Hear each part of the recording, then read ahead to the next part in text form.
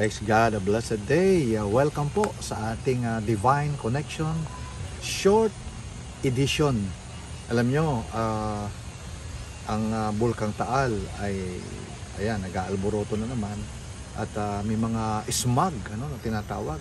Yung mga abo, aso, no? Na talagang pwedeng malanghap o kumapit at nagpadilim sa buong Metro Manila, Tagaytay at sa ibang kalapit ng Taal Volcano.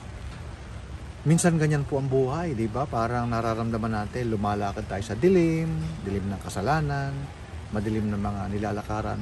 Pero alam nyo, huwag kayong mag-alala, huwag tayong mag-alala. Lapit lang sa Panginoong Hesus. Ang sabi niya in John chapter 8, verse 12, ganito po ang sabi niya, I am the light of the world.